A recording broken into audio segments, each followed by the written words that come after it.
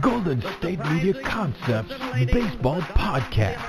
We cover everything Major League, from spring training to the World Series. We've got your favorite club covered, from New York to Boston to LA.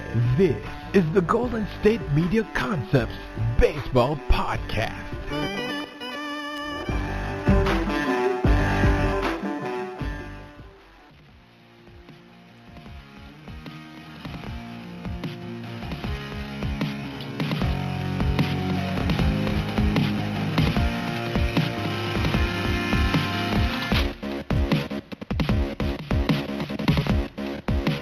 Hello everyone, and welcome back to the GSMC Baseball Podcast, brought to you by the GSMC Podcast Network. I'm your host, Jack Ridenauer, and we have a fantastic show in store for all of you at home listening and tuning in today. Hope everyone has continued to stay safe and healthy during this pandemic, and everyone had a good weekend and is getting geared up for the MLB playoffs. I know I've been itching for some fall baseball to start, and it is finally here, or just about at least. We have a lot to cover in today's episode, so I want to first jump into some game recaps from Friday, September 25th, some great games going around the league, and some teams are starting to see their playoff hopes either dwindle by the day or actually get shored up each and every single day. Next, I will get into handing out some of the awards for this season. I'll mention a few MVP and Cy Young candidates and Rookie of the Year candidates who I think could ultimately win the 2020 season awards. Later on, I will discuss the new partnership that the MLB just formed with the Atlantic League, an independent minor league that is now going to be the first partnered independent league that the MLB has. A very interesting topic to discuss later.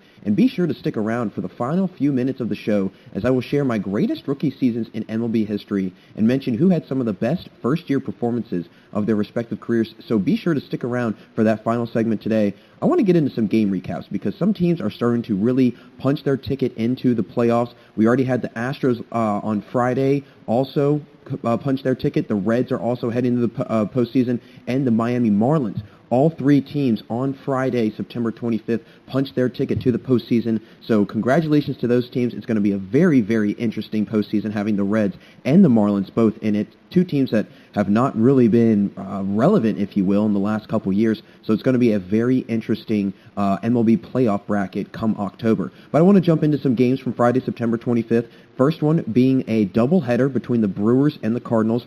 First of the two games, Brewers won 3-0 in 7. They scored 2 runs in the second and 1 in the third. Christian Yelich with a solo home run. Eric Sogard also had an RBI single. Really big win by the Brewers, who at this point, they cannot afford to lose any more games because their playoff chances are starting to dwindle each and every single day. I mean, they are literally running against the clock. So a great win in the first of the two games, but then in the second game, the Cardinals had their way with the Brewers, winning 9-1. St. Louis scored 1 run in the first, 2 in the second, 6 in the fifth, and then the Brewers only tacked on 1 in the sixth. Really, really tough game for Milwaukee. I mean, talk about a tale of two games, really. And right there, you see, winning 3-0 in the first one, but then losing 9-1 in the next one. Cardinals now are 29-27, while the Brewers fall to 28-30, and they actually are, as of today, recording of September 26th. They are going to be, they're on the outside looking in. The Giants have that 8th spot right now. As a couple days ago, the Brewers actually had that 8th spot, but now the Giants have taken that claim. So this weekend is going to be down to the wire. It's their last opportunity to make any sort of push for the playoffs. So we'll see if they can do that. Next game, Orioles Blue Jays. Blue Jays winning 10-5.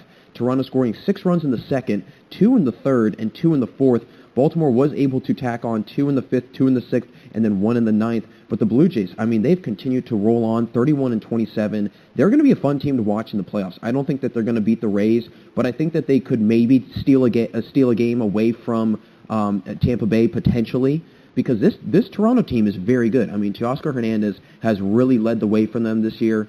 If Bo Bichette is healthy and at full 100% in the lineup, then they could be a serious team that is going to, have a lot of people, worried. I would say. I mean, next to the Indians, I would pick the Blue Jays maybe as being a little bit of a sleeper team in the AL, but the Indians by far are my sleeper team, especially with them being, a 6 or 7 seed in the playoffs.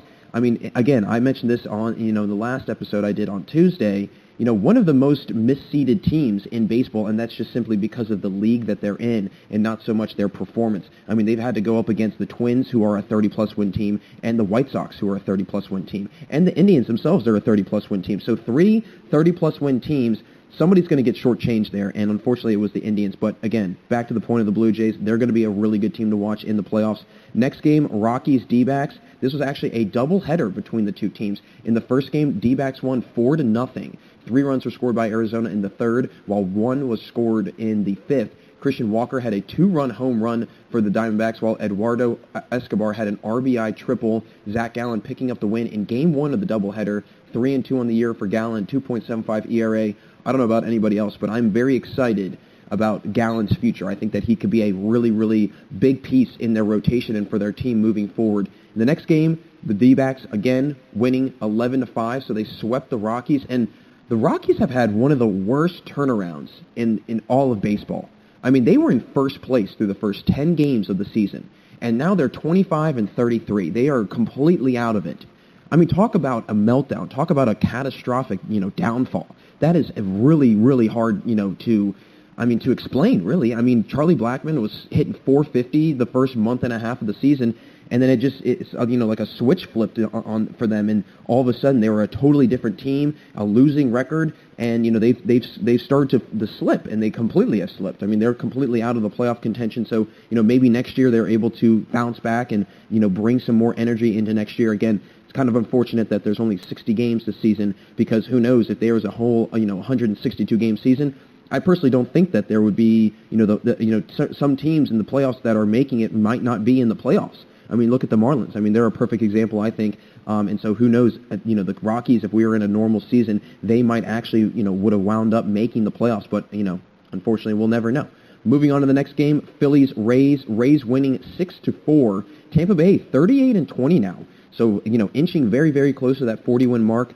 Tampa Bay scoring the first run of the game in the second, and then Philadelphia scoring 3 runs in the third. So going into the fourth inning, Phillies up 3-1. And then Phillies scored another run in the fifth. So now it's 4-1 going into the bottom of the fifth, and then Tampa Bay would tack on 2 more runs in the fifth, then they tack on 1 run in the sixth, and then 2 in the eighth. Really big game out of Joey Wendell. I mean, the go-ahead single that really was the difference maker in this one. Bryce Harper actually did have a really, really big game himself also, and he's been playing great all year. I mean, Bryce Harper, I feel like, is one of the most least talked about superstars in baseball this year. I mean, at one point he was hitting 340-something, I'm pretty sure. And now, I mean, again, he's at 262. He does have a 964 OPS. He was 2 for 3 on the day. I mean, 2 RBIs. He's been playing very well in a Phillies uniform. Again, not necessarily the numbers he's used to putting up, but he's still producing and being productive from the plate, which this Philadelphia team definitely is going to need down the road, and especially going into this free agency market. JT Realmuto, he's going to be a free agent come this offseason. And if they can't keep him around, that's going to be a big blow to their lineup, because he is, in my opinion, the best hitting catcher in baseball. I mean, he is unbelievable. I think Will Smith could potentially make a little bit of a run for that title, out in L.A. But, I mean, again, that's very early on in Will Smith's career. And JT Realmuto, I mean, he's a little bit more established. And I definitely think that, as time goes on, Will Smith will get up there. But right now, JT Realmuto is unbelievable. So hopefully they can keep him around in a Phillies uniform. Next game actually wound up in 10 innings. Marlins-Yankees, Marlins winning 4-3, and this is what actually pushed them into the postseason, so a huge extra inning win over the Bronx Bombers to put themselves into the playoffs. I mean, what better way could you go into the playoffs than defeating, the usual, AL East, the usual division champion, the usual division, leader, and you defeat them to take yourselves into the playoffs. That's such a cool thing. And again, they're not in the same division, but they're counterparts over in the AL East, obviously, since the Marlins are in the NL. But nonetheless, a great way to go into the postseason. Miami scored the first 3 runs of the game in the first inning, and then New York tacked on 2 runs in the bottom of the third, but then they put up another run in the 8th to push it into extra innings. Miami was able to score 1 run in the 10th, and that was ultimately, what propelled them into the playoffs. Jesus Aguilar's go-ahead sac fly was the difference maker, and Jesus Aguilar, I mean, he's been having a very, very good year.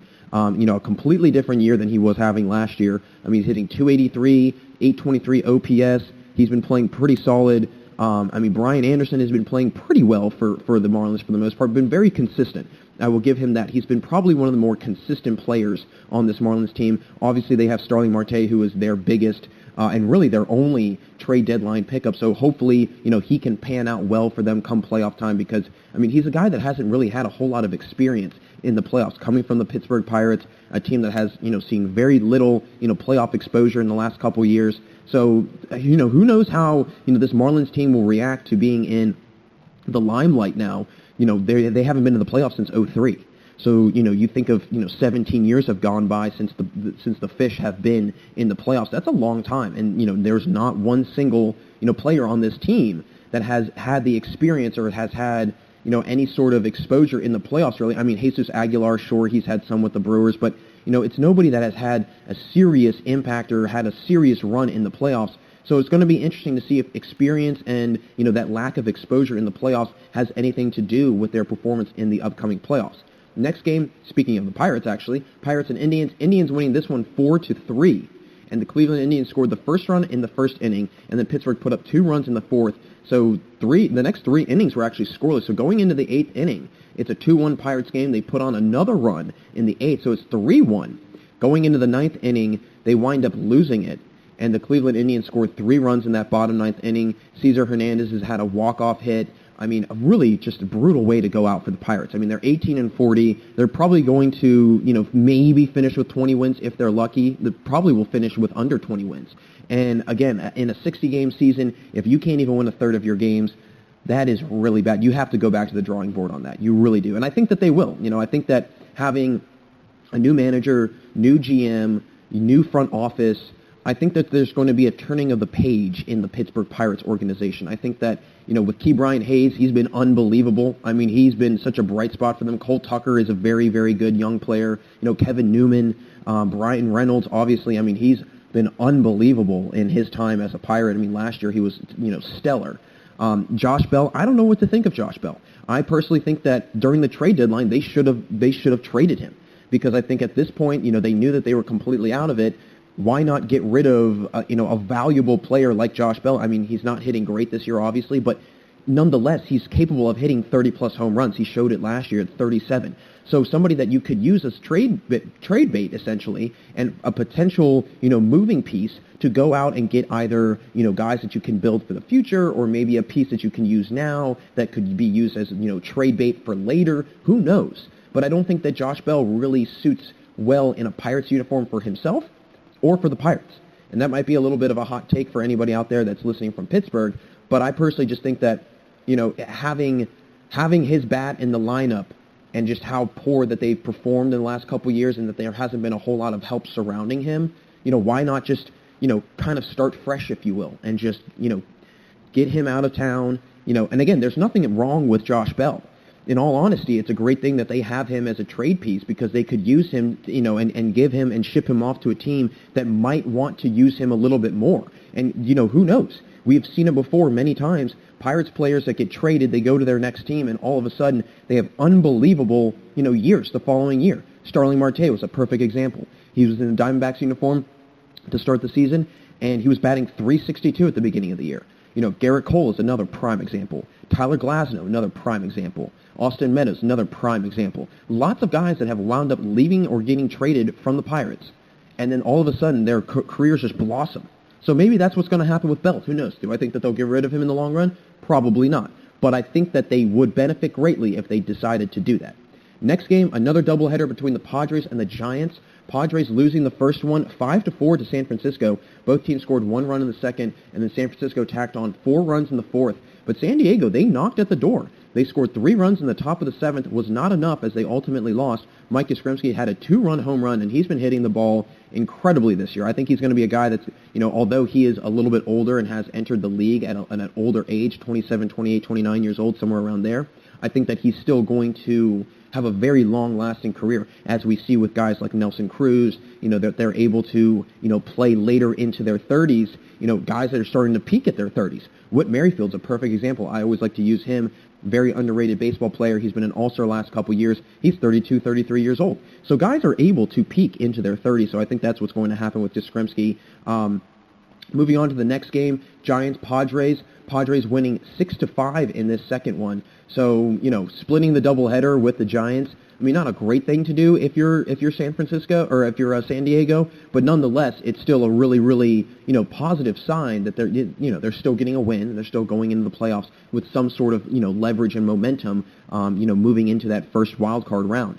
First run was scored by San Francisco in the second, while San Diego tacked on 3 in the bottom of the third, and then in the top of the fourth, San Francisco put up 1, and then in the sixth inning, San Francisco also put up 3 runs, and then San Diego actually wound up winning in walk-off fashion off of a Trent Grisham home run. Scored 3 runs in that bottom 7 inning. Fernando Tatis also had a 458-foot home run. I mean, Wilmer Flores had a 3-run home run for the Giants, so lots of balls were leaving the park on Friday out in California. Really great win by San Diego in that second game of the doubleheader. Moving on, the next one, the Red Sox and Braves actually finishing up in 11 innings. Atlanta scoring the first run in the first inning. The game was scoreless through the second, third, and fourth innings. Then in the fifth inning, Boston would tie things up with 1 run. They would go ahead in the seventh with another run. But then the bottom of the eighth, that's where Atlanta poured on 3 runs. So they're going into the top of the ninth with, a 4-2 lead. And then all of a sudden, Boston scores 2 runs in the top of the ninth to push it into extras. Both teams scored 2 runs apiece in the 10th, while Boston was only able to muster up 1 run in the 11th, and Atlanta was able to ultimately win off of a Freddie Freeman walk-off home run, scored 2 runs in that bottom 11 inning. Atlanta, I mean, you can't allow that to happen. I mean, this is not the right time of the year to have, miscues like that, where you allow a team that is 22-36 to score 2 runs in the top of the ninth and push it into extra innings. You can't have that in the playoffs. I mean, these teams are going to be unforgiving. This is the Red Sox, and they have not been good this year, so that is okay. That is acceptable. But again, this playoffs is going to be an unforgiving, playoff scenario in any way you look at it. Because these teams, I mean, they're all ready to play. And not to mention, fatigue hasn't quite hit anybody. I mean, they've only played 60 games. They're used to playing 102 more. So fatigue can't really be an excuse for poor performance in anybody's, argument. Because they would normally have 100 more games to go. So a lot of these teams should be much more fresh than usual. So I think that this playoffs is going to be very interesting, because instead of seeing teams start to, kind of fizzle out and become, exhausted at that point of the season, I think that guys are going to start hitting, their peak of the year and really hitting their stride at the right time, during these playoff times. So I think it's going to be an interesting, scenario of what happens in the playoffs this upcoming October. Next game, Tigers-Royals. Tigers losing to the Royals 3-2. Really big win by Kansas City. Kansas City would score the first 2 runs of the game, 1 run in the first, 1 run in the second, and then in the bottom of the fifth, Kansas City also tacked on that 3rd run. Detroit did put up 2 runs in the top of the 7th, but that was all she wrote for the Tigers, as they would now move to 22-34, while the Royals are 25-33. Next game, going into 10 innings, Astros-Rangers. Rangers winning this one 5-4, and actually a really great performance, by the Texas Rangers. Although, not what they ultimately want as a season, 20-38. Very different record than pretty much the opposite record of what the Rays have. Scoreless through the first inning, and then, but, again, great that the Rangers were able to beat the Astros. A little bit of, just a feel-good win for Texas, having a year that they're, obviously not very happy with, but the fact that they can beat the Astros, they can beat a team that's going to the playoffs a couple games before the season is over. It's always kind of a high note to go into the next season with, if you will. Texas scored the first run of the game in the bottom of the second, while both teams scored 1 run in the fifth, and then Houston put up 1 run in the sixth, so it's 2-2 going in the seventh. Top of the eighth, the Houston Astros would then put on another run, make it 3-2, and then Texas would tie it up in the bottom of the ninth with another run. So going in the 10th inning, we got a 3-3 ball game. Houston would put up 1 run in the 10th to make it 4-3, but then Texas would score 2 more in the bottom of the 10th, came back in dramatic fashion, were able to win in extra innings. Great win for Texas.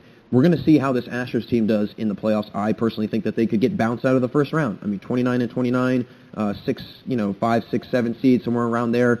Very different than what they were last year. So I think that it's very clear that this cheating has definitely helped them in previous years, and now they're not able to do it, and it's definitely starting to show. So we'll see how they're able to kind of bounce back, from these allegations, and if they can, potentially put together any sort of run in the playoffs this year. Next game, Reds-Twins. Reds winning 7-2, able to clinch the playoffs for the first time in quite some time. Jose Barrios for the Twins picking up the loss. He moves to 5-4 on the year with a 4 ERA. Minnesota actually scored the first run of the game in the third, but then Cincinnati would put up 2 runs each in the fourth and the fifth. And then Minnesota put on 1 run in the sixth, but then it was 3 runs in the top of the ninth that really sealed the deal for the Cincinnati Reds. They're now 30-28 as they will head on into the playoffs. Really great win for Cincinnati. Congratulations to them for moving on into the postseason. Next game, Battle of the Windy City. Chicago Cubs taking on the Chicago White Sox.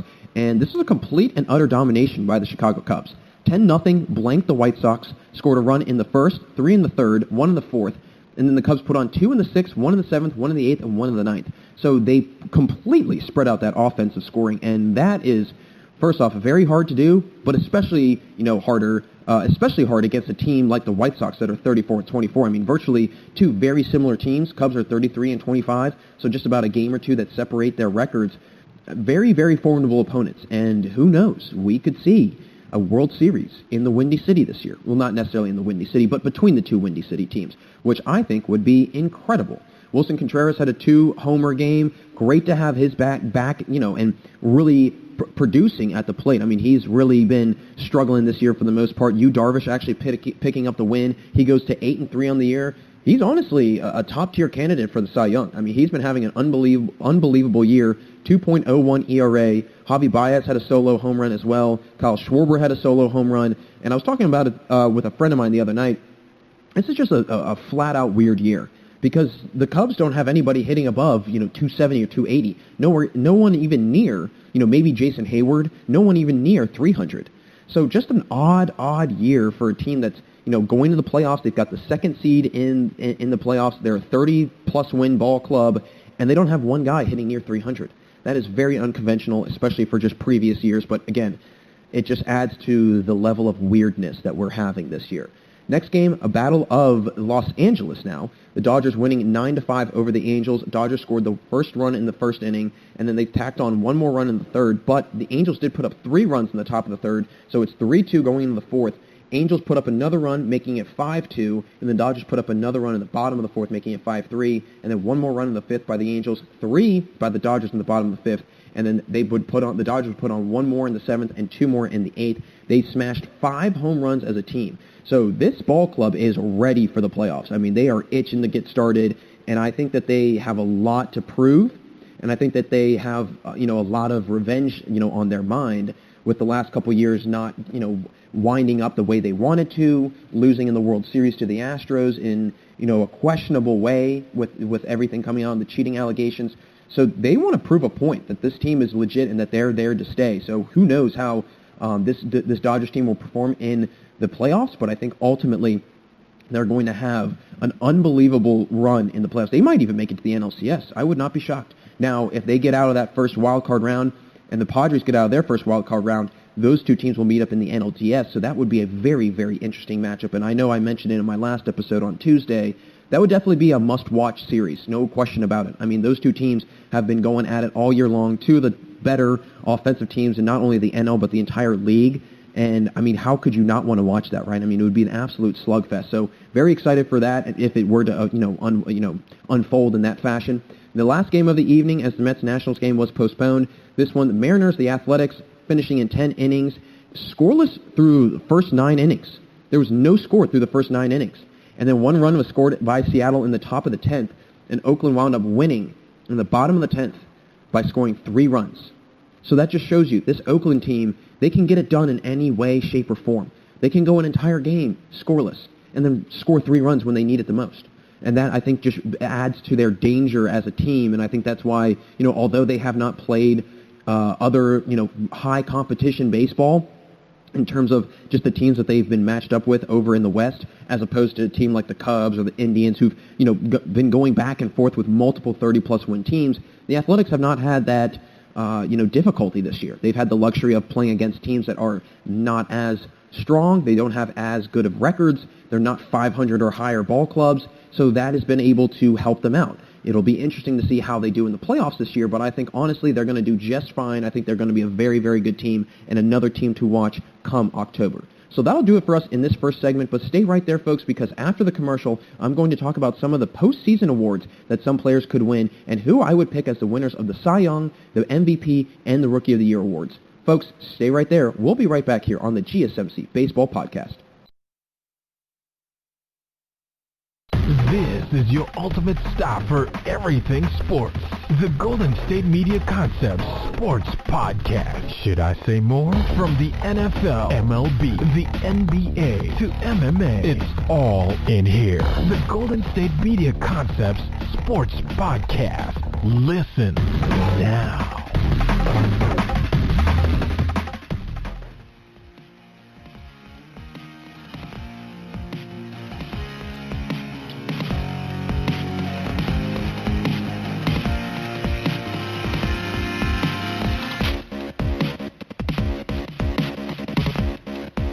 Welcome back to the GSMC Baseball Podcast. Jack Ridenauer with you all, and in our first segment, I got into game recaps from Friday, September 25th, and went around the league mentioning some teams that are losing their footing for the playoffs, and really at the worst possible time.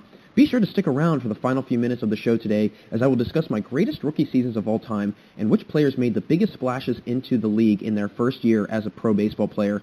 And I want to now get into handing out some season awards. I will do the MVP and mention 4 or so candidates before picking a potential winner, and do the same thing for the Rookie of the Year and Cy Young Awards. A lot of deserving players for these awards, so I want to mention them and select who I think could come away as winners for these awards. First off, I'm going to start it in the AL with the MVP. My personal candidates are DJ LeMahieu, Nelson Cruz, Jose Abreu, and Mike Trout. Starting off with DJ LeMahieu, he's been on a tear this year. It's incredibly hard to ignore. Leading the entire MLB in batting average, he's 7th in the AL in slugging percentage at .585. He's 4th in the AL in hits with 65. It is clear that LeMahieu should get some attention for the award. Although he isn't a dominating power hitter and doesn't have the power numbers like his fellow teammates like Luke Voit or Aaron Judge have, he is still an elite player. With a .996 OPS, he still has a good bit of pop in his bat, and with how good the Yankees are this year, don't be surprised to see his name being called for the AL MVP. Being one of the top players on one of the top teams, that's a perfect recipe for an MVP season. Now, for Nelson Cruz, the 40-year-old is still getting it done. He's getting recognition for the MVP this year, and that should say a lot for his legacy. With a .314 average and 32 RBIs, and he leads the AL in OPS with a 1.026 average, there's no question he should be in this conversation. Now, in the last 7 games or so, he has not hit well, and with the last series being against a great pitching team in the Reds, this could be the last-minute effort Cruz has to make his case for MVP. Regardless, though, if he wins it or not, the 40-year-old, slugger has to be in the conversation in some way, shape, or form, because he's been having such an unbelievable year at such an old age, especially, old in terms of baseball. I'm not saying in general, but just in terms of, athletes and professional athletes. Next guy, Jose Abreu. I think this guy could seriously win it. He's got great overall hitting numbers. His power numbers are through the roof. He's been on fire the last half of the season. He leads the AL in RBIs with a staggering 57 and in slugging percentage at .636. So this guy can do some serious damage in the lineup. Not to mention he has nearly a 3 WAR. He's at 2.8 to be exact, and also leads the entire league in total bases with 145. He's even hitting well against either-handed pitchers, whether it's righties or lefties. Doesn't matter. Doesn't seem to bother him. Although his average is significantly higher against righties, he still performs well against lefties with a .271 batting average and a .931 OPS.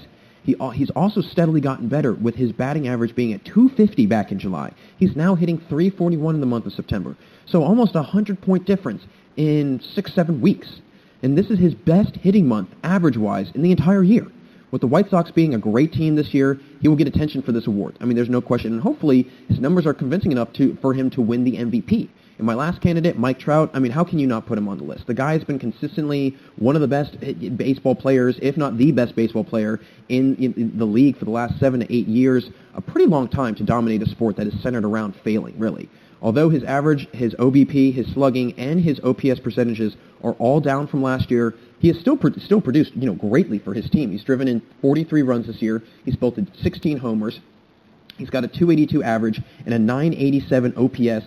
I'm not sure it'll be enough for him to be named MVP, but he has made a case for it this season. His WAR is the lowest it's been his entire career, except his rookie year. So a stat that Trout is known for and is honest and has honestly, put him into the conversation as one of the best ever, is not really panning out in his favor at all. Now, I want to clarify, he was a rookie in 2012. I was looking at the statistics of 2011. That was the WAR I was basing it off of, because we do know he had the greatest, WAR season of all time in 2012 with a 10.5 WAR. We're going to get into that in my next segment, but again, just wanted to clarify that. His offensive WAR is also the lowest it's been in his career since his rookie campaign. And again, that's 2011 because he was still classified as a rookie in 2012 because he met the 130 at-bat limit and he was right under it. So he was technically a rookie in 2012.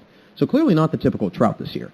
But if he can finish the season out strong and have one or two of these other guys have a tough finish, maybe he'll make a case for the award. But ultimately, I think the winner of the MVP will be Jose Abreu. I mean, I think his hitting numbers are too good. He's having a great year on a great team, and for the way he started, to do, for the way how he started and how he's finishing the year, I mean, that's just a tale of two seasons, and I think that should be recognized also. I mean, clearly has risen the rankings of the MVP ranks.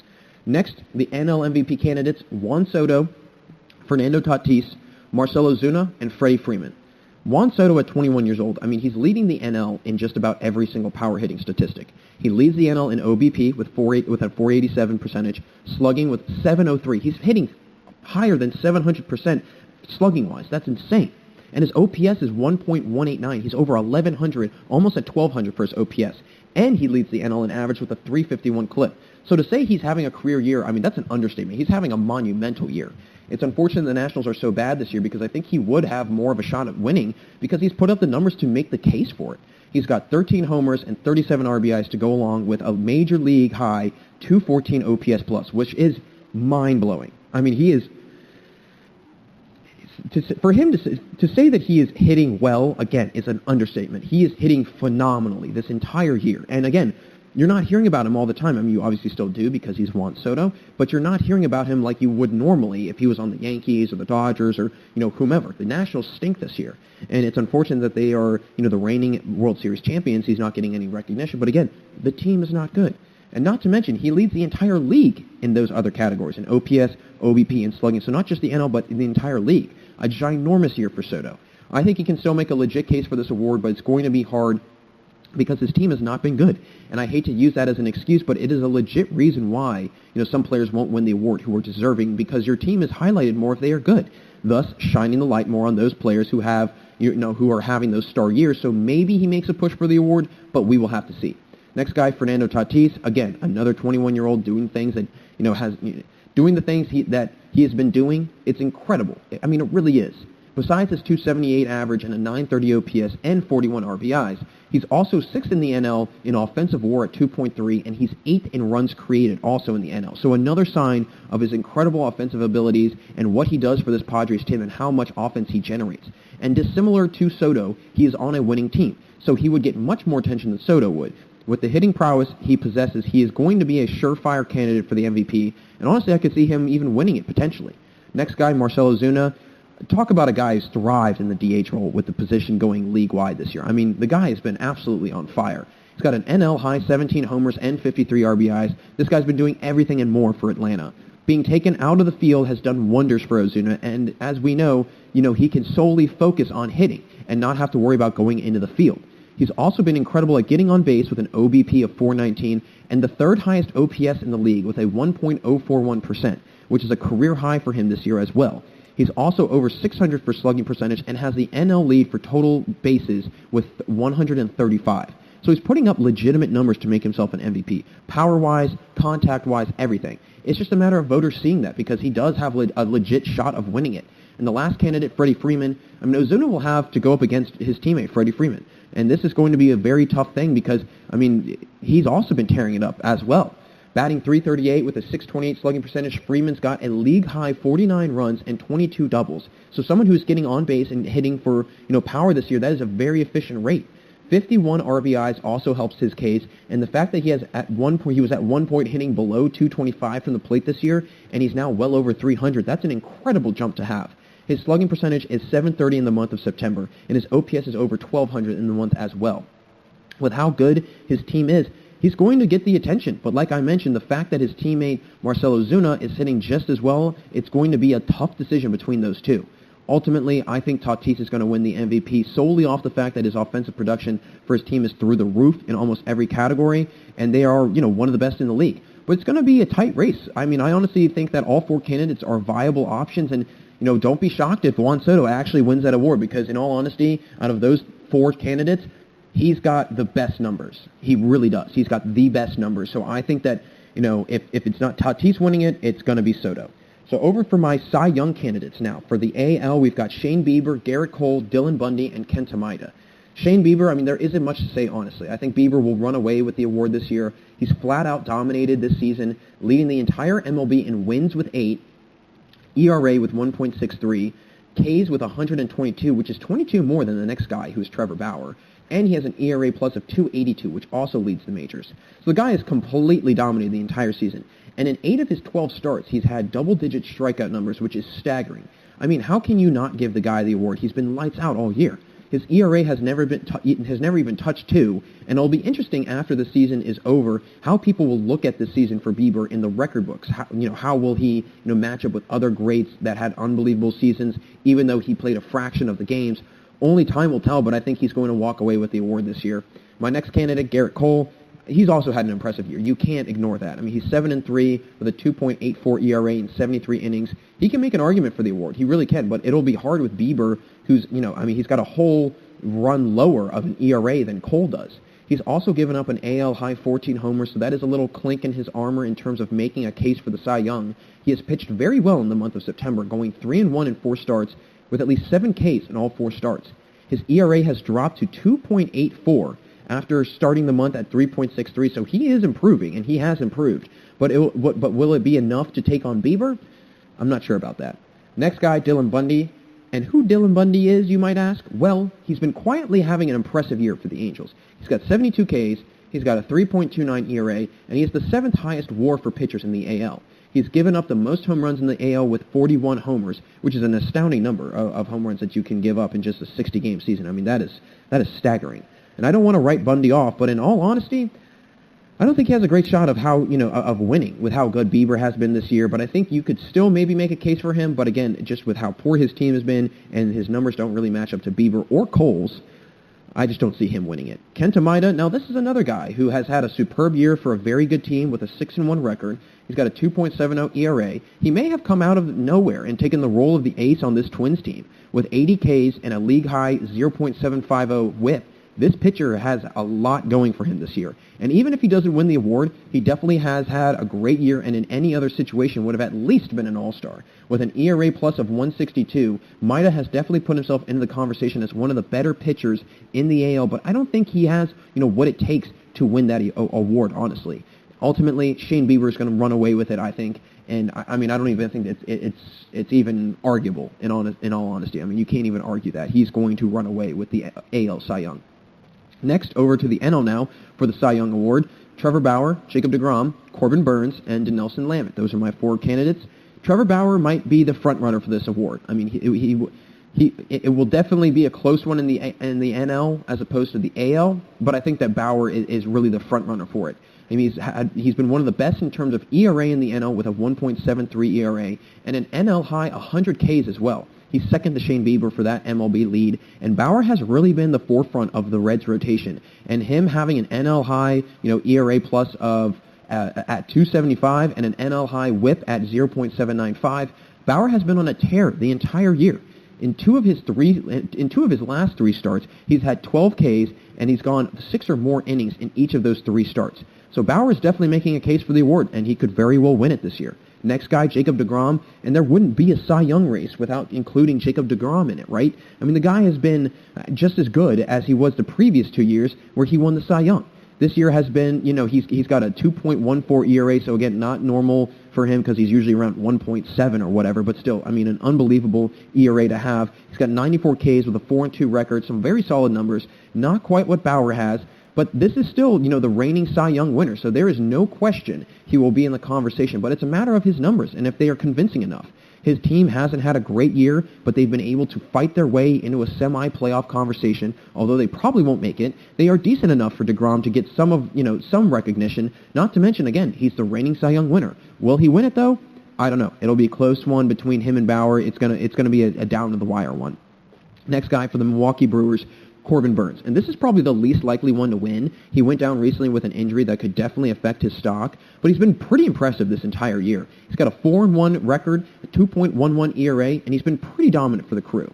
With 88 Ks and a 2.15 ERA plus, he clearly shows the power abilities for a starting pitcher, and he's got the ability to win as well. Although he isn't putting up the numbers that Bauer is, he still has sufficient numbers to at least give himself a little bit of recognition for the award. And my final candidate, Dinelson Lamet, he's my sleeper pick in this year's Cy Young Award race. But with a 3-1 record, it's going to be hard to convince voters when Bauer has 2 more wins, but their ERA isn't that dissimilar, and their strikeout numbers are not that far apart either. Lamet has 89 Ks with Bauer having 100. So they are fairly close in that regard, and Lamet has a 2.07 ERA, which is very close to Bauer's 1.73. He's been on a tear in the month of September, as his last 3 starts have been 10-plus K outings for him. So Lamet, he's been one of the best pitchers as of recently in this race. And I think that him and Bauer might, they have a great shot, mainly because of their numbers are pretty darn close to each other, but I think ultimately Bauer wins. But by a close margin, I think that Lamet could fall in second, but DeGrom will most likely be a second place finisher in the award, but I do believe that Lamet could make a push for that award. He has been unbelievable this year. And my final 2 awards, Rookie of the Year for the AL and the NL. I'll start in the AL. AL Rookie of the Year candidates, Kyle Lewis, Randy Dobnak, Ryan Mountcastle, and Nick Madrigal. Kyle Lewis for the Mariners, I think he's going to be one of the better players to emerge out of this rookie class, to be honest. I think he's got an incredibly bright future. He's batting .277 this season with an .840 OPS. He's been a big power production guy with 11 homers and 28 RBIs as well. He could make a case for the award as he has the most home runs out of these 4 candidates, but he could still potentially fall out of the race if he doesn't have a strong finish, which he has been struggling in the last few games, so that will have to turn around if he wants to win this award. Now, Randy Dobnak, he's been really good all year. I will say his ERA has escalated as the season has gone on, with it being around a 1 ERA in the beginning of the year through his first few starts, but is now at 4.05 in 10 starts, and with a 6-4 record, he isn't a huge K guy, with only 27 Ks this year, so this might be a race he falls out of for the higher ERA and the lower strikeout numbers, but he is a name to become familiar with as time goes on. I really do think that Dobnak has a bright future ahead of him. Ryan Mountcastle for the Baltimore Orioles, he's had an awesome year all year long with a .325 batting average in 32 games, 22 RBIs. This 23-year-old, he's going to be one of the players the Orioles use to build for the future. A 139 OPS plus, he is definitely capable of the power numbers. He hits an impressive .345 against righties, but against lefties he struggles a little bit more with a .267 average. If he figures out the hitting against lefties and becomes more of a well-rounded hitter, he's going to be a player that could lead the Orioles to deep playoff runs in the future. And then the final candidate, Nick Madrigal for the White Sox. And like Mountcastle, I think he's going to be a great player for a long time. I think that his longevity is going to carry him through the next 10, 12 years. With a .344 average and a 110 OPS plus, it is clear that Madrigal is a pure contact hitter, but he is incredibly talented at that. He has 29 singles and only 3 doubles, and with a .754 OPS, it is clear he isn't a big power guy, but he is able to get on base, which is a great sign for the White Sox. And with only 7 Ks and 93 at-bats, he is also a very patient hitter and a smart hitter, as it is clear he is able to minimize the amount of outs from the plate. Although his power numbers aren't, where some of the other rookies are, he's still going to be a dominant player for a long time, not just with the bat, but also with the glove. Now, my AL Rookie of the Year winner, I'm going to give it to Ryan Mountcastle. I think he'll win it. He's got great numbers. He's got great batting average. He's got a better batting average than Lewis does, and more home runs and RBIs than Madrigal. So I feel, he's a good mix of the 2 players, and he'll win. But Lewis, I think, will be the better player in the long run, and I wouldn't be shocked if Kyle Lewis actually wound up winning it. My final category, NL Rookie of the Year candidates, Jake Cronenworth, Alec Baum, Devin Williams, and Dustin May. Jake Cronenworth, as a 26-year-old rookie, a lot of people would probably be worried about that. But this rookie, I think, will be around for a long time. Batting .304 on a team that has a ton of great hitters, his 4 homers and 20 RBIs adds to the incredible offense the Padres have.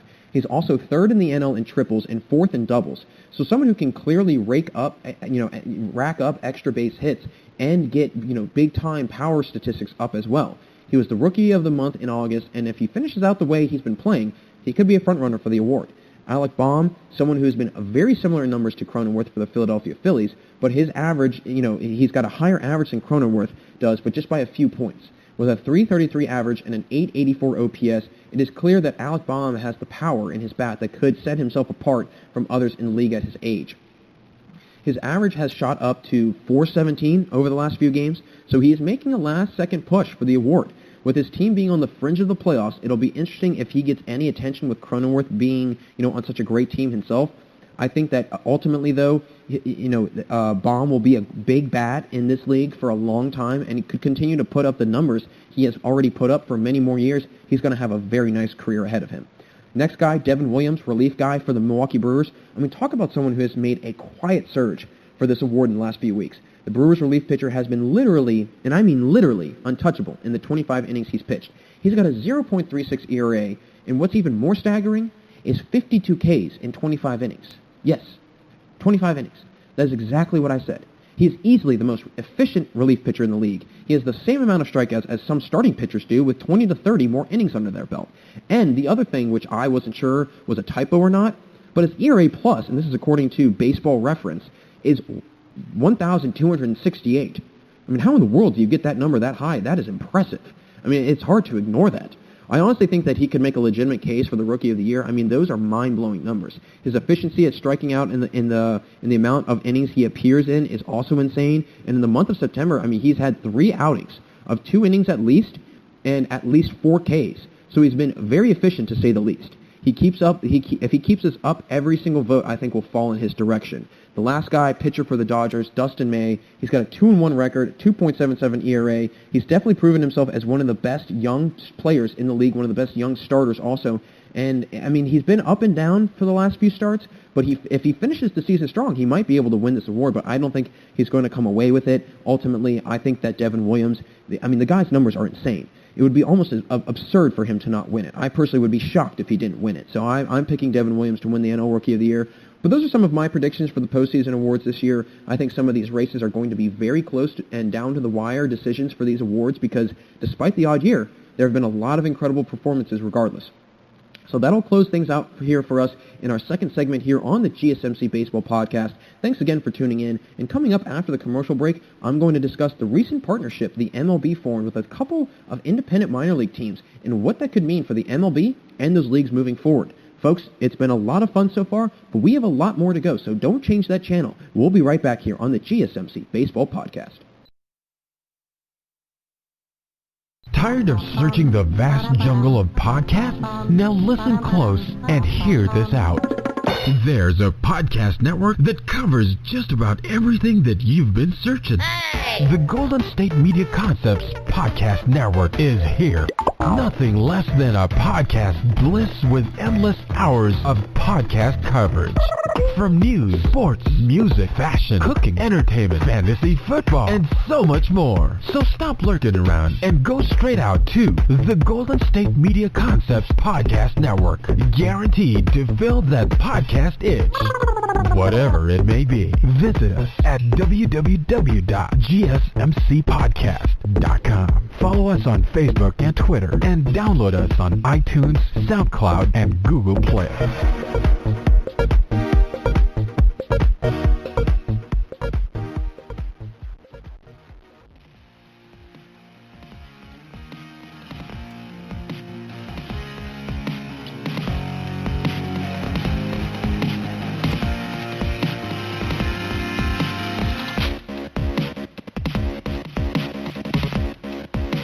Welcome back to the GSMC Baseball Podcast. Great to have you all here still with me today. Jack Ridenauer again, and we just finished up handing out the postseason awards for the MVP, Rookie of the Year, and Cy Young, predicting who I think could be the winner of those awards in each league. And I want to now get into some recent news that revolves around the MLB and their new formed partnership with some independent minor league teams. So earlier this week, the MLB actually made the Atlantic League their first partner league, and this is a monumental thing, I think, for baseball as a whole, in all honesty. And again, the Atlantic League has been an experimental league for the MLB. They've been used to test out potential, new rules and upgrades to the game. They were used to test out the robo umpires to call computerized balls and strikes.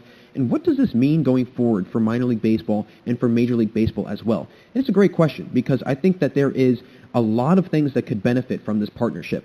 One thing for certain is that, and again, this goes back to, and I've talked about this, not too long ago. I was talking about the what is going to happen with minor leagues moving forward.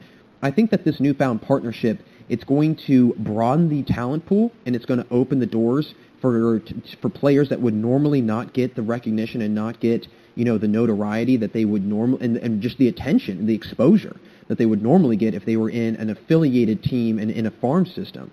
And so that, I think, is going to open things up a lot for a lot of players that, would otherwise maybe not have a shot at playing, professional baseball. So I think that's going to be really, really cool, and I think it's going to be a great thing for those players moving forward. And I think, ultimately, the minor leaguers might get paid better. And I was looking at something the other day, I think it was on Twitter, and I went on this Twitter page, and it was basically this advocacy page for minor leaguers and trying to get them better pay. And I was very fascinated by this, very fascinated, mainly because, they make maybe $2 to $4 an hour. Minor league players make arguably the worst salary for a professional athlete. Arguably. Maybe you could stack them up against like a pro lacrosse guy or, I don't know, a pro, skier. Even probably a skier would maybe make more than a minor league baseball player. And that is what's so astounding is that, that these minor leaguers that are trying to make it to the big leagues, they literally have to, get other jobs during the season, in the off season, whatever it might be. And so I think that now that the major league has stepped in and has said, hey, we're going to financially back this stuff and we're going to financially support this stuff. And I think what's going to happen then is that, again, these leagues will start getting more money. They'll start getting, better resources for players, for coaches, for managers, for the entire team.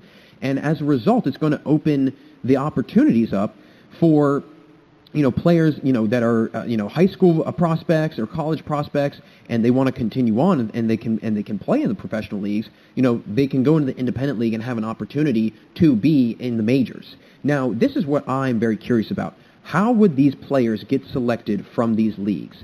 Because and again, are these leagues going to be, almost like affiliate leagues? Like, are these teams going to have in these different leagues, are they going to have affiliations with different major league teams? That's what I'm very curious about. Because, or is it going to be kind of, a grab bag, just, whatever, who first come, first serve, if you will.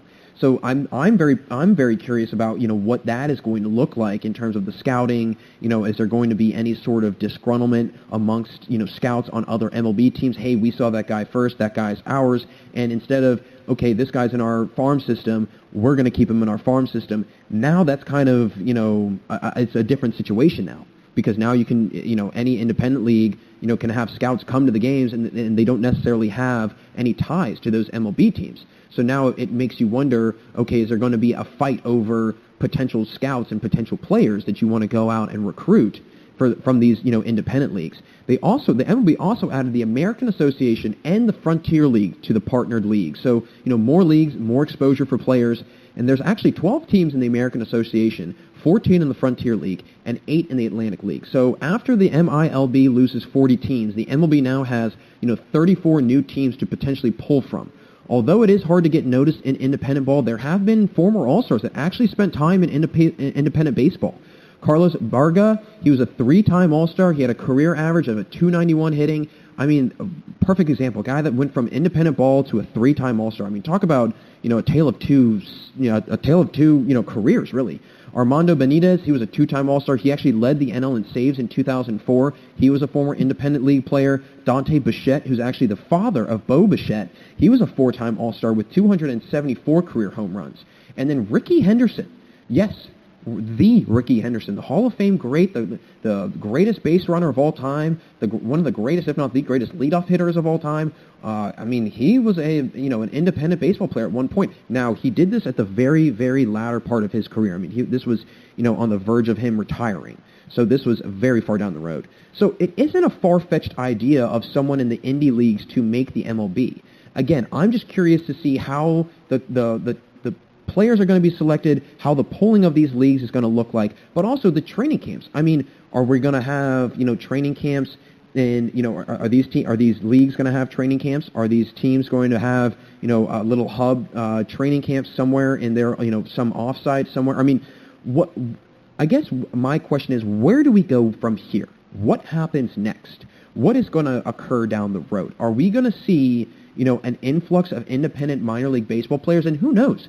We might start seeing guys that have been playing independent ball and that they're, in their mid to upper 20s and they're starting to age a little bit. They start to get their first shot at being, in the major leagues and having that opportunity. Could we see a day where there could be, potential minor leaguers in the MLB and in their systems and in their farm systems that leave and go to these independent leagues to make more money potentially. I mean, this is kind of a scenario I played out in my head. What if in 10 years from now, the minor leagues, the farm systems and the MLB, they continue to not be able to pay their players accordingly. Obviously the MLB has said that they're going to support them and financially back them and everything. But again, who knows what's going to happen 10 years from now?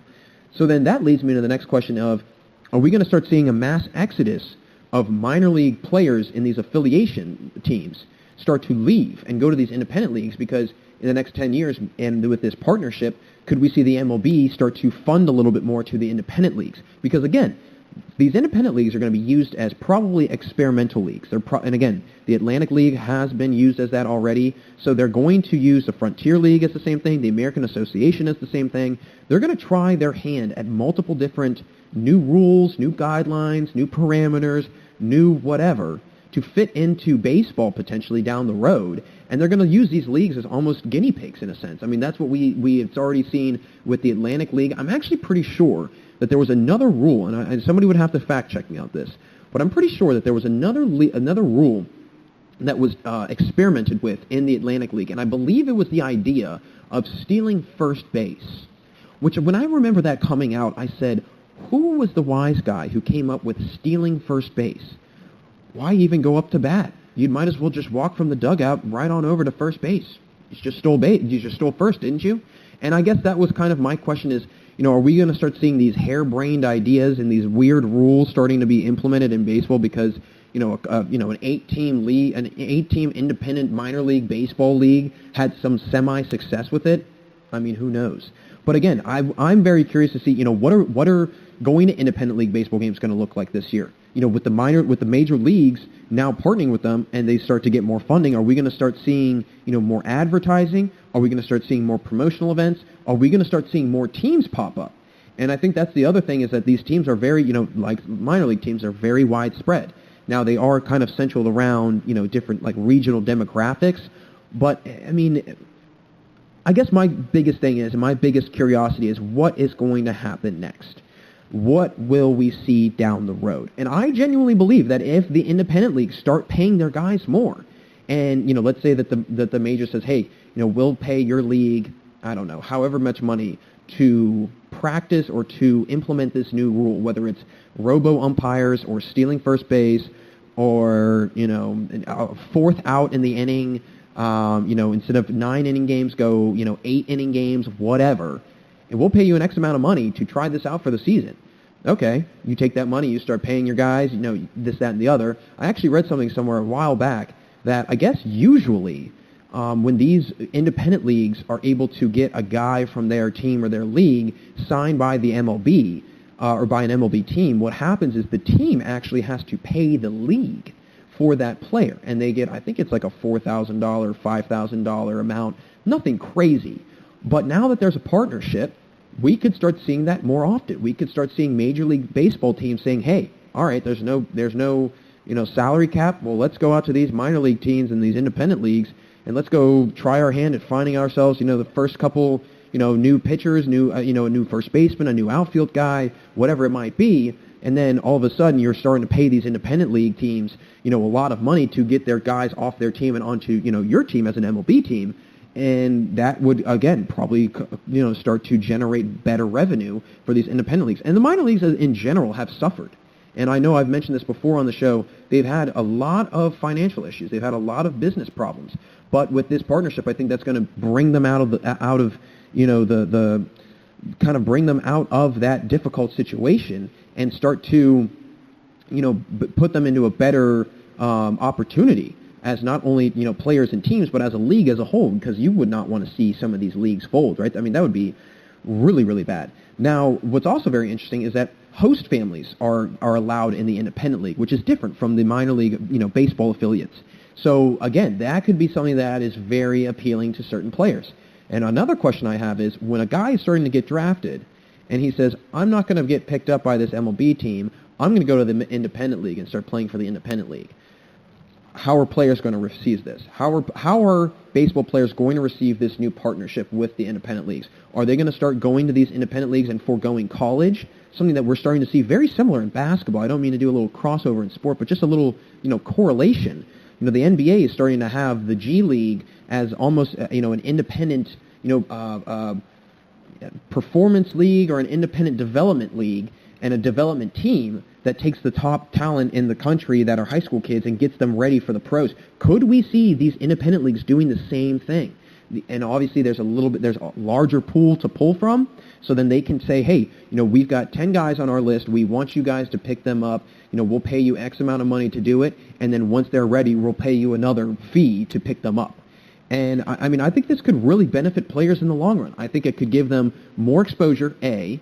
B, I think that they could get them more pay. And C, some guys, they might not have to go to college. And for a perfect example, Bryce Harper. He went to a community college in Las Vegas. Pretty sure he went there for about a year.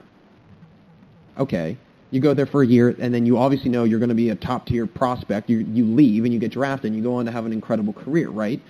Okay, so could we see that happening, more and more, instead of guys going to college for just a year and saying, I don't want to, why do I have to pay a year's worth of tuition if I'm going to leave after a season? Instead of doing that, now you can go to the independent league, you go for a tryout, whatever, and you get scouted and you get selected, you get put on the team. Now you're starting to make money, and you're not having to go to college. So we could potentially start seeing baseball players that would rather forego their college career going into the independent league immediately, because now they see, hey, they're partnered up with the MLB. Sweet, I'm going to have some, some exposure. People are going to see me. People are going to, look at me. They're going to pay attention to me. I'm going to have exposure. But again, if that happens, what's going to happen to the minor league affiliates? And are players, when they go from the independent leagues over to the MLB, are they going to have to be reinserted back into the farm system for those MLB teams, for those MLB affiliates? Because if so, that would kind of defeat the purpose, I would think. Right? You would think that, okay, in one minor league it's okay and another minor league is all right. If you're pulling one player from a minor league affiliate that is in your organization and you pull them up to the majors, why can't you do that same thing for an independent guy who's been playing in the minors, just like that other player that just got brought up in the farm system? Why can't you just bring him all the way up immediately to, the 40-man, 60-man roster or whatever? That would be a very interesting situation if they would have to go from, the independent league, then to the farm system, and then to the major leagues. Could this potentially be an extra step that they would have to take? And I don't think it is, because I think that would defeat the purpose of the whole thing of this, right? I think it would defeat the purpose of what this is meant for. It's meant for getting more players, more exposure, and again, potentially broadening the talent pool, because now scouts will be exposed to more players, not just guys in their affiliate, farm systems. And with the farm systems also dwindling down, 40 teams being cut, that is, 40 teams worth of players that scouts can't go watch anymore. So I think this whole situation is going to be vastly interesting. I think for the most part, I think we'll start to see an influx of players as time goes on go to these independent leagues. I don't think it's going to be an immediate thing. I think that it's going to take time, because obviously there's going to be some, kind of hesitance on players' end, just being like, hey, what's this league like? Is it actually worth it? Should I just go ahead and go to college? Am I going to get more exposure going to college or going this independent route? There's a lot of what-ifs in this situation, but I think that it is opening the door for something really awesome down the road for baseball as a whole, and for potential players, for prospects, for guys that are trying to, fulfill that goal of being in the major leagues as a Major League Baseball player. So I think ultimately it's going to be really great. I think it's going to be a good thing for both the MLB and the independent leagues, and really baseball across the board, because it shows that there could be opportunities for these players that would otherwise not have presented itself because of the leagues that they just so happen to play in. And I was looking at, a couple things online. There was a large number of guys that came out of the minor leagues, or out of the independent leagues. Tanner Roark, the current pitcher for the Blue Jays, he was an independent guy. It is possible. It is not a far-fetched idea. It's not something that is, way off the beaten path. That is something that could definitely happen. So I'm excited to see the future of minor league baseball, and hopefully, see an increase of exposure for these independent league players. So that'll do it for this segment, folks. Thanks for sticking around, but stay right there. We'll be right back after this commercial break for the final segment today, where I will rank the greatest rookie seasons of all time and mention what type of rookie years those players had to stand out so early in their careers, and also what kind of careers they wound up having. A lot of these players had some very, very incredible careers. Other guys, not so much, but stick around. Don't go anywhere, because we'll be right back with one last segment here on the GSMC Baseball Podcast.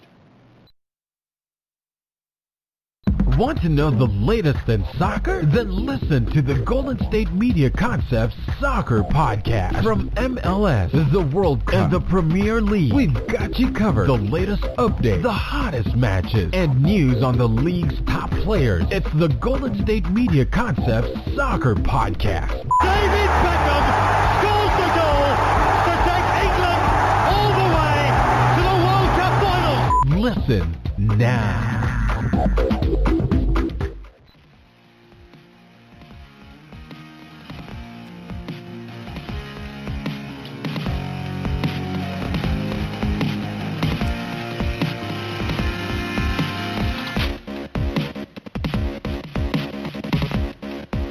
Hey everyone, and welcome back for the final segment here on the GSMC Baseball Podcast. Jack Ridenauer still with you, and in the last segment I jumped into the latest development and news circling around the MLB and their newfound partnerships with some independent leagues in baseball. I want to now rank the greatest rookie seasons of all time and mention the years they had and how monumental it was for their career. So coming in at number 10 with the 10th greatest rookie season of all time, Pete Alonso. The Mets slugger burst onto the scene in 2019, making a ginormous first impression. Named an All-Star and the NL Rookie of the Year that in 2019, Alonso also walked home with the home run crown as well. Alonso had 9 homers by May 1st. The season had just started a few days before. That's insane. 9 home runs by not even May 1. He was the home run derby winner of his rookie season, and he also became the second player in Mets history to hit the most home runs for the Mets since Dave Kingman in 1976 with 30 bombs before the All-Star break. That's insane. He had 30 home runs before the All-Star break. I mean, this was in the middle of June. He went on to break the previous home run record set by Aaron Judge the year before in 2018, or I believe it was 2017, of 52 home runs in a rookie season with his 53rd bomb of the year. He had over 100 RBI, so the guy absolutely raked his rookie year, and he will be a big name in the league for many more years down the road. I really believe that. So he's got the 10th greatest rookie season of all time, in my opinion. Next, coming in number 9, Fernando Valenzuela. The left-handed pitcher started his career in L.A. with the Dodgers and had an unbelievable first year. With a 13-7 record in 25 starts, Valenzuela quickly established himself as a high strikeout pitcher who was also capable of going the entirety of the game. 11 complete games in his rookie season. That's a lot. What's even more staggering is that in his first 8 starts, he had a 0.50 ERA, an 8-0 record, and 8 complete games, and not even a 1 whip. Talk about nearly perfect statistics. I mean, talk about being nearly unhittable in that 8-game stretch, and that is a long stretch of games, especially for pitchers. He even showed his star power in the playoffs that year, going 3-1 in the 1981 playoffs with a 2.21 ERA. Valenzuela also won the Cy Young that year and is the only pitcher to ever win the Rookie of the Year and the Cy Young in the same year. He'd go on to be a 6-time All-Star and a 2-time Silver Slugger, a very successful career for someone who made a big splash in the league early on. Next guy, Mike Piazza. I mean, in 1993, Piazza had an impressive season with the Dodgers, with 35 homers, 112 RBIs, and a .318 average with an OPS plus of 153 and a WAR of 7, which is wildly high WAR for a rookie. Mike was actually a draft steal, getting selected as a favor to his dad, who at the time was a good friend of famous Dodgers manager Tommy Lasorda. But man, was that one of the best moves he made as a manager, picking Piazza. Especially as a catcher, it was a very eye-opening thing to see someone hit that well at a position where players otherwise do not hit as well. He'd go on to have a Hall of Fame career, 12-time All-Star, 10-time Silver Slugger, Rookie of the Year. Not too bad for a 62nd round draft pick. I mean, Mike Piazza went on to have an incredible career, and not to mention, the guy just flat out raked his rookie year. I mean, those are some 318 as a rookie, 30-plus home runs. That's insane. Next guy, coming in at number 7, Albert Pujols. Pujols solidified himself early on as one of the greatest hitters in this decade, and really since 2000.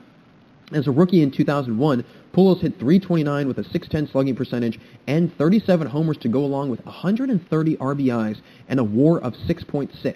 He continued this strong play for the next 10 years as he would string together a streak of 300 average or higher, batting average years, 30 home runs or more, and 100-plus RBI seasons over the next decade.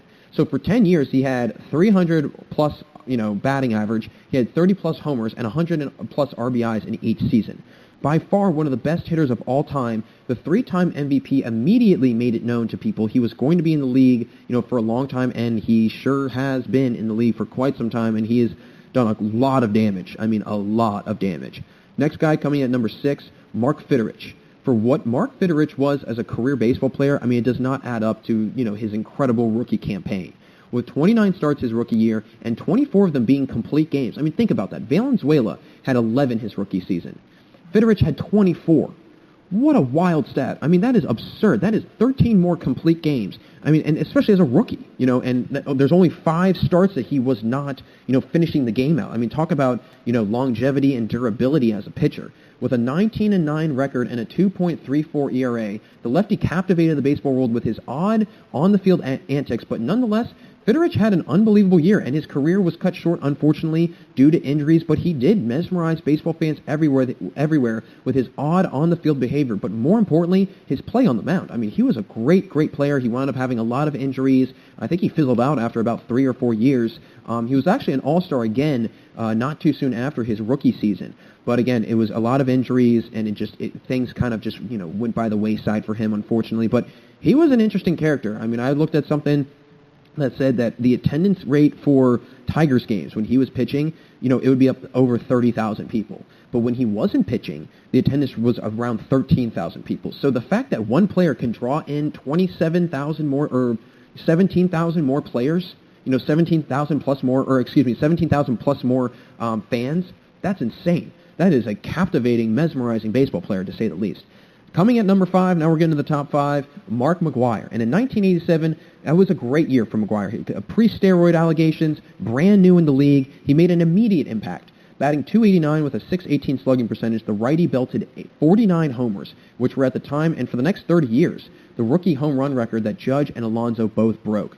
The All-Star that year and Rookie of the Year also, this would be the first of 5 years that McGwire would lead the MLB in home runs over his career, which was unfortunately overlooked due to the steroid use. But regardless, I mean, those are incredible numbers to put up. Incredible numbers to put up. So, and again, it's unfortunate that his career was kind of, overshadowed with everything that went on with the steroids. And, I mean, I just recently watched Long Gone Summer, the 30 for 30, and it was incredible, seeing McGwire and Sosa just trade home run after home run after home run, and they just went back and forth. And I think, again, unfortunately, and it's kind of unfortunate to say this because that was during a time when guys were cheating and using, supplements to better themselves in an unfair way, but that probably was some of the most exciting baseball that baseball has seen in the last 30, 40 years. Which, again, that is incredibly unfortunate that it had to happen when guys were, juicing and using steroids and not really, being truthful with themselves and with their teammates and with the league. But again, I mean, nonetheless, a great rookie year for Mark McGwire and hitting 49 homers. And I mean, just what's even more wild is, probably back then people didn't think that record would be broken, and it's been broken twice. So that is even more impressive. Coming in at number 4 greatest rookie season, Ichiro Suzuki. And he actually came in as a 27-year-old rookie in 2001, and he had an incredible year, similar to his cross-league counterpart that same season in Albert Pujols, because he was also a rookie that year, who was playing in the NL. Ichiro had a 7.7 WAR and a 350 average, and Ichiro showed his ability as a great, consistent hitter with 242 hits on the season. He won the AL batting title that season, and those 242 hits led the entire league that year. He wound up winning the MVP in his rookie year, becoming the second rookie in history to win MVP as a rookie, not to mention an All-Star nod. He also got a Silver Slugger Award and a Gold Glove Award. Ichiro went on to have an incredible career that lasted for many years. I mean, many years. And he will go down as one of the greatest hitters in baseball of all time, no question about it. And what's even more wild is, before he came over to the MLB, he actually had a string of, 6 or 7 years in Japan where he absolutely dominated baseball over there. I mean, absolutely dominated. And that's what's even more impressive is that he was able to carry that talent over from one league to the next. Because I think a lot of players have that difficulty because it's just 2 different levels of competition, 2 different levels of talent, and so much more. And the fact that Ichiro was able to do it in both leagues, and that coming over at 27, and his durability as a player lasted him almost up until middle of his 40s. I mean, the guy played for 13, 14, 15 years in the MLB, and he very rarely had any injuries. And I mean, again, just a very, very consistent hitter. I mean, a great fielder. I mean, he was a lot of fun to watch in those early 2000s years with the Seattle Mariners. And, honestly, he could go down as one of the greatest outfielders, no question. One of the greatest hitting outfielders of all time, especially, one of the greatest single hitting outfielders, one of the greatest contact hitting outfielders by far, without a question. Next guy, number 3 greatest rookie season of all time, Hideo Nomo. And this guy, in 1995 with the Dodgers, he had 236 Ks as a rookie. He went on to be named to an All-Star that year and the Rookie of the Year, all while leading the NL in strikeouts. He also posted a 2.54 ERA and a 13-6 record in his rookie season. He finished his 12 years in the top 100 all-time in strikeouts with 1,918, so pretty impressive career. Again, did not have anything more of a stellar year after 1995, but again, playing 10-plus years in the major leagues, amassing almost 2,000 strikeouts, that is something that is to be made note of. That is something to be talked about. That's a very impressive thing to do. No question about it. That is a very, very hard thing to do, especially at the highest level possible and for that long of period of time. Very impressive. Now we're getting to the last 2 here. Number 2 greatest rookie season of all time, Dwight Gooden. Dwight Gooden's 1984 season was incredible with 276 Ks. Think about that. He's a 19-year-old pitcher with almost 300 Ks in a year. That is absurd. That's like Pete Alonso hitting 50-plus bombs and he's 23 years old. That is just, it defies a lot of things for, just that biological makeup and just, when you're 19 to 25 years old, you have not fully developed, I feel, as a professional athlete in terms of physicality, strength, ability, everything else. And to come in that ready as 19-year-olds, 22-year-olds, 23-year-olds, we're seeing it now with Fernando Tatis and Juan Soto at 21 years old. It is staggering. It is staggering. And, there's just some people that are blessed with that ability, and Dwight Gooden was blessed with that ability. 276 Ks, a 2.60 ERA. What more could you ask from the guy? Not to mention, he also had a 5.5 WAR and 137 ERA plus for the season. He'd go on to be named to 4 All-Star teams, including 1 his rookie year. He was the Cy Young winner the next year in 1985. He actually won the Triple Crown for the pitchers in 1985 as well. Had a very impressive career. But again, it was very unfortunate because, a lot of off-the-field issues with alcohol and drugs and addiction that ultimately derailed his career. But those Mets teams were unbelievable, with Dwight Gooden, Darryl Strawberry. They had a lot of guys that were very, very good back then in the 80s. And it was unfortunate that, that ultimately kind of, I think Dwight Gooden's career was kind of derailed because of that. And he ultimately wasn't able to, those first 6-7 years in the league, those were his best years, and he wasn't able to really muster up anything else after that. But again, having 276 Ks, a 2.6 ERA as a rookie, that's mind-blowing. That is absolutely mind-blowing. So my number 1 greatest rookie season of all time, and this should not come as a shock, Mike Trout. This man by far might have had the best rookie season ever. A 10.5 WAR as a rookie, that's beyond absurd. That's insane. That is insanity. A 10.5 WAR. That is, they usually say, if you're around a 5, WAR, you're like all-star, maybe MVP caliber. 10.5, he doubled that. So what does that make him? 2-time MVP in 1 season? That's absurd. He batted .326 with a .564 slugging percentage, 30 homers, 83 RBIs, and a 168 OPS plus in his rookie year. He showed immediately that he's not only one of the best in the league, but he also may very well go down as one of the best ever to play the game. He's been an all-star in virtually, every year he's played in, and not to mention he's won multiple MVP awards since being in the league. He could go down as one of the best ever, and his rookie season was just short of that. It really was. And, there's been a lot of other guys that have had unbelievable rookie seasons. Aaron Judge, he's one that I think missed the cut just barely. And honestly, I think you could even argue for him being on it over Pete Alonso, but just the simple fact that Pete Alonso beat that record and now has that rookie home run record, I think that shows, okay, you know what, we got to give it to Pete Alonso. 53 homers in a season, that's insane. Fred Lynn, again, another guy that, playing for the Boston Red Sox back in, I believe, the 70s or the 80s. He was another guy that I think just barely missed a cut. He was like Ichiro, the other rookie to ever win the MVP. And I want to take a moment to think about, just not only winning the Rookie of the Year, but also winning the MVP in the same season. If you are a rookie and you are the best player in the league, you're destined for great things. I really do believe that. You're usually, meant to have incredibly long careers and have really great, success. And, it's unfortunate guys like Dwight Gooden or Mark Fidderich, they didn't really pan out the way I think people thought they were going to initially after their rookie season. Same thing with Nomo for the Dodgers. They just did not pan out in the way that people figured they would. I mean, if a rookie comes in and has over 230 Ks in a season, you would automatically assume, all right, the guy's going to be at least a Cy Young candidate for the next couple years. If not in the next couple years, he will be. But unfortunately, with Nomo, that was it. And guys like Mark McGwire, who knows what his career would have looked like if he didn't use steroids. But again, would we look at his rookie year with a little bit more legitimacy because we don't have that overshadowing feeling of, oh, well, he might have used steroids then, he might have been juicing then. But, it wasn't happening then when he was in Oakland.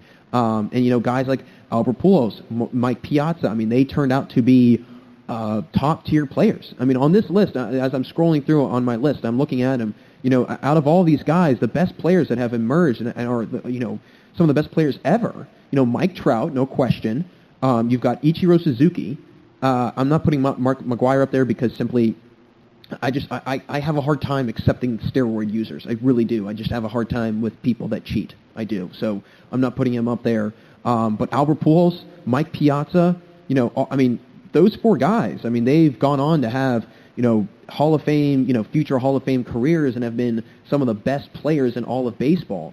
And it's just really cool to see how guys' career kind of, their careers kind of pan out after they win that Rookie of the Year. And it's also incredible to see, how many guys wind up fizzling out after that rookie year. That's kind of the last thing you hear about them is, oh yeah, that was their best year and that was that. That was their peak and that was, all that they could perform at. That was the highest that they could do. So, I think being a rookie in the MLB is probably one of the hardest things to do in baseball because you've got to adjust to that, and it's such a hard adjustment, I feel, because baseball, hitting a baseball is the hardest thing to do in sports, and it's arguably one of the hardest sports to play because of that hand-eye coordination and that just quick reaction time you have to have.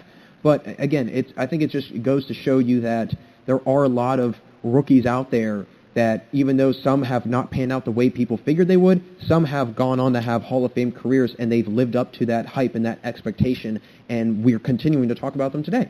So, a nice little list, my top 10 Rookie of the Years. Some of them probably could have been moved around, might have been able to add one or, take one out, but that's kind of where I sit right now with my greatest rookie seasons of all time. So that'll wrap it up for us here today on the GSMC Baseball Podcast. Thank you for listening to the GSMC Baseball Podcast, brought to you by the GSMC Podcast Network. I would like to ask that you please remember to subscribe to the show and write a nice review. That really helps us. We're always looking for that feedback. And also, if you can please follow us on Facebook, Twitter, and Instagram. With the playoffs starting to, really ramp up here in the next week, we'd love to keep you all clued in on what's going on and all the latest developments and episodes to come. Once again, everyone, I appreciate all of you tuning in, and have a really, really great day.